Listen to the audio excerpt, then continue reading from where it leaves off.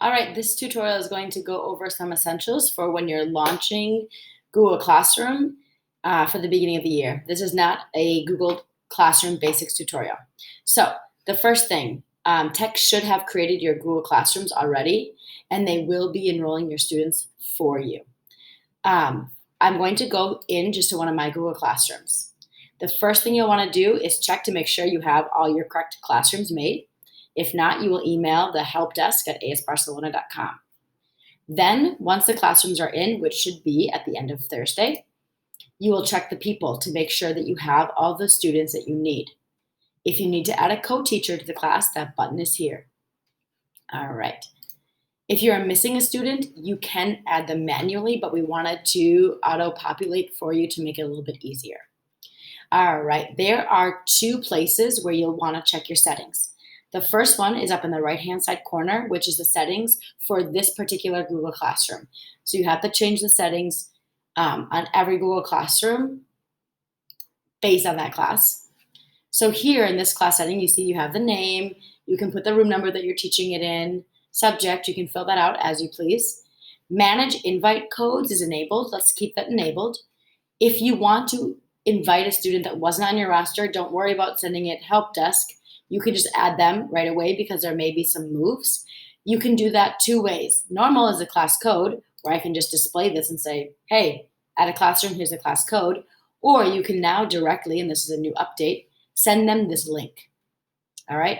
Then you have your same settings if you want the students to be able to post and comment on your stream, show condensed notifications. Go through these and decide for yourself.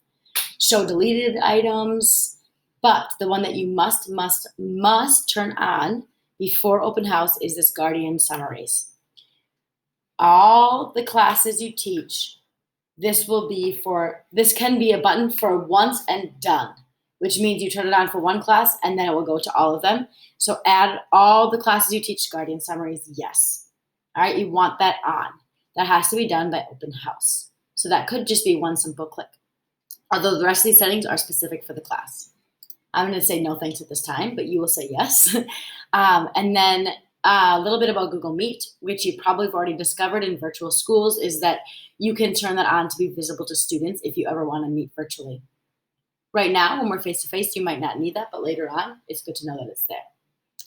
All right, there are some new grading things, and you can check that out on your own. So that's one of the places for the settings. All right, the second place where I want you to check your settings is over here on the left side, this little pancake. Here, these settings are you and your settings for notifications, which are driving people crazy. So, do you want email notifications on or off? And what specifically do you want notifications about? Read through these, encourage your students to read through these. Also, if you do use Google Classroom on your device, then you can change those settings as well. In here for notifications. So those are the two settings that I want you to go over. The other thing I want you to think about is this idea that since we are together and really lucky to be together during the first couple of weeks of school, hopefully all year, we have a chance to teach and integrate technology from the very beginning of the class.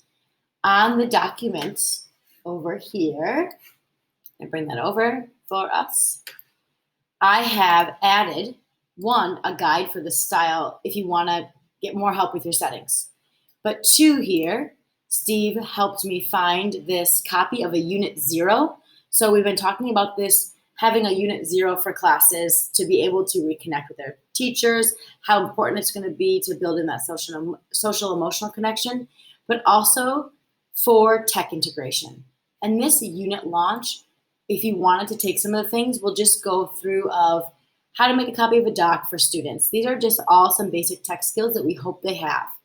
What I think is a really good practice with your team is to think, what were all the things that were hard to teach my kids tech-wise during virtual schools and integrate that into the first week of school. So for example, if Flipgrid was hard for you to launch it in your class face-to-face.